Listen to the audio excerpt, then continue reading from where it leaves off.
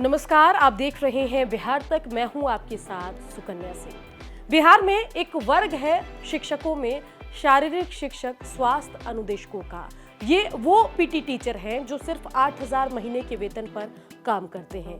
ये PT teacher लगातार जो है अपनी सैलरी बढ़ाने के लिए सरकार से गुजारिश कर रहे हैं, लेकिन अब इन शारीरिक शिक्षक स्वास्थ्य अनुदेशकों से जुड़ा बड़ा फैसला सरकार की तरफ से आया है। विधान परिषद में इस पूरे मुद्दे पर बातचीत हुई और सरकार ने साफ कर दिया कि इनकी सैलरी बढ़ने वाली नहीं है। पूरे मामले पर जेडीयू और बीजेपी के एमएलसी ने सवाल उठाया, जिस पर जवाब देते हुए विजय चौधरी ने क्या कुछ कहा, सुनिए।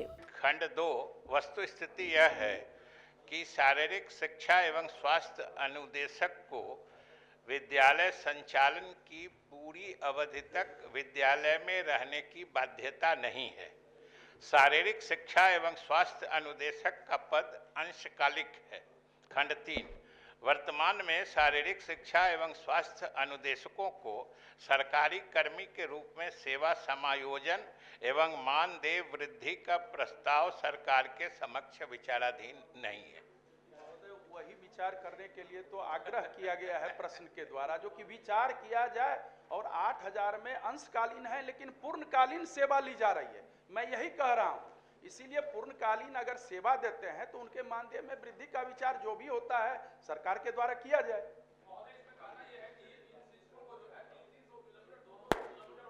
घर से दूर भेजा गया है और उतना दूर जाकर कोई 8,000 में अपनी पूरी जो है व्यवस्था नहीं चला सकते हैं। और इस परिस्थिति में उनको जो है 8,000 के बदले जो है, जो पहले से जो सारे शिक्षक बहाल थे उनको पूरा का पूरा पेमेंट किया जाता है, जो नियोजित शिक्षकों को और अन्य शिक्षकों को किया जाता है। तो हमारा ये कहना है कि उसी तरह इनको भी पूरा पेमेंट किया जाए, नंबर 1। नंबर 2 कहना है कि जब अंशकालिक उनकी बहाली ली गई, माननीय मंत्री जी ने कहा, तो अंशकालिक उनसे काम ले जाना चाहिए था, लेकिन उनसे पूरा का पूरा काम लिया जाता है। तो एक तरफ हम पूरा जब काम लेंगे उनसे और दूसरी तरफ अंशकालिक हम उनको पेमेंट देंगे, तो ये दोनों जस्टिस की बात नहीं हो रही है। तो जस्टिस होना चाहिए। यहाँ पर माननीय मुख्यमंत्री जी भी यहाँ पर है, जस्टिस की बात होनी चाहिए। महोदय, हमने कहा कि शारीरिक शिक्षा या स्वास्थ्य अनुदेशक जो है, इनको इनकी जो नियुक्ति या इनकी जो सेवा ली जाती है वो विशेष रूप से सरकार ने और मुख्यमंत्री जी ने, जो हमारी पुरानी परंपरा थी कि विद्यालयों में पीटी क्लासेस भी होते थे, 1 घंटे का, आधे घंटे का, जिसमें बच्चों को शारीरिक शिक्षा या व्यायाम कराया जाता था, वर्जिश कराई जाती थी। उसी के आधार पर ये सुबह में 1 घंटा का जो ये सत्र होता है, जिसमें व्यायाम या अन्य चीज़ें, चेतना सत्र का जो भाग होता है, मूल रूप से इनकी सेवा उसी क्रम में ली जाती है। उसके बाद से वो स्वतंत्र हैं। अगर देते हैं तो अच्छी बात है, उनका योगदान माना जाएगा, लेकिन सरकारी नियम के मुताबिक उनको विद्यालय में रहने की बाध्यता सिर्फ उसी अवधि के लिए।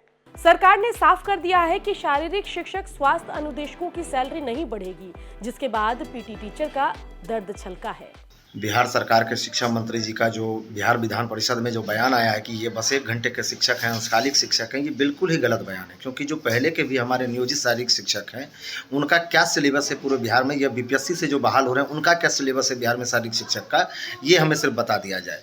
कोई सिलेबस नहीं है। रही क्वालिफिकेशन की बात, तो हम लोगों ने भी वही आहारता लेकर के आया है। मैट्रिक है, इंटर है, ग्रेजुएशन है, 2 साल टीचर ट्रेनिंग कोर्स किए हैं, एसटीटी 2000 उत्तीर्ण पास है, नियोजन इकाई से हमारी बहाली होती है, तब हमें ये नौकरी मिली है। उसके बाद सरकार हमें अंशकालिक कहती है। मैट्रिक में, इंटर में, किसी भी खेल में हमारा ड्यूटी लगाया जाता है, चुनाव में हमारा ड्यूटी लगाया जाता है, जनगणना में हमारा ड्यूटी लगाया जाता है। उसके बाद 6 दिवसीय आवासीय ट्रेनिंग हमें कराया जाता है, और आप हमें अंशकालिक कहते हैं। ये कैसा भाई मजाक है हमारे साथ? पूरे देश से आपके युवाओं को आपने बुलाया है, महिला साथियों को बुलाया है, बस वही 1 घंटे जॉब के लिए कि वो 1 घंटे ड्यूटी करेंगे और पुनः फिर वो अपना स्टेट चले जाएंगे। बता दें कि ये शारीरिक शिक्षक स्वास्थ्य अनुदेशक 8,000 के वेतन पर काम करते हैं और 8,000 रुपए में महीना चलाना बेहद मुश्किल होता है। और इसी तरफ लगातार ये शारीरिक शिक्षक बिहार सरकार का ध्यान आकर्षित कर रहे थे।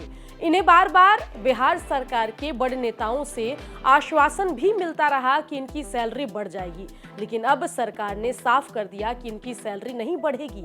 अब देखना होगा कि इस पूरे मामले पर आरजेडी, जो कि मुख्य विपक्षी दल है, क्या वो इनका साथ देती है। बिहार की खबरों के लिए आप बने रहिए, देखते रहिए बिहार तक।